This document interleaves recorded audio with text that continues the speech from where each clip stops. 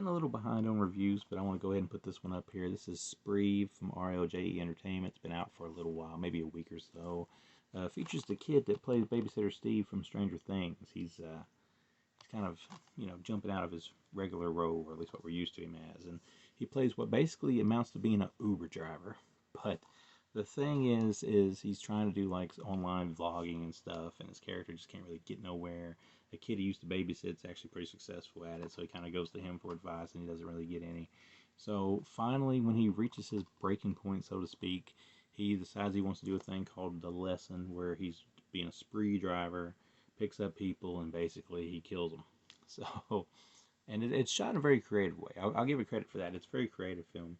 The car's got a bunch of like cameras up in it, and you see like live streams from phones and stuff like that for the most part. So the movie's shot very creative. Like, it's shot in a way where it could technically be real if you want to go the found footage route, but of course it ain't going to happen because we know this kid, and we know the gist around it. You can't. This ain't the old days where you kind of like pull something like this up and say this is real. This is clearly staged, but it's done in a very creative way. So I give it props for that.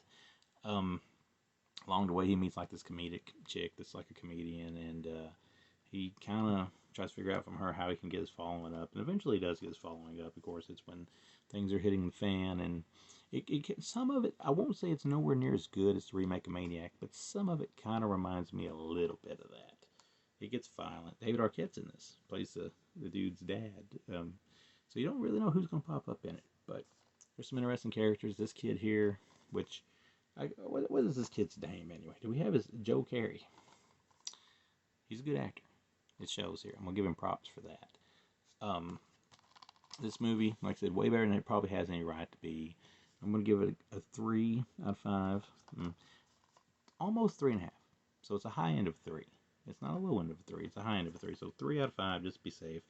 Has the director's audio commentary, Kurt's World, which is the character's vlogging channel on here, social media content. It's nice. Like I said, it has its moments. It's funny for a good hunk of it. Better than it has probably any right at all to be. So if you want to check out Spree, you won't be wasting your time doing it. It's a bit of a new take on like an old cliche, because we're basically doing, the whole social media thing in a found footage style, and it's put together very well, and I was more impressed than I thought I'd be. Even if I'm just going 3 out of 5, it's still way better than it probably had any right to be. Now this is out now.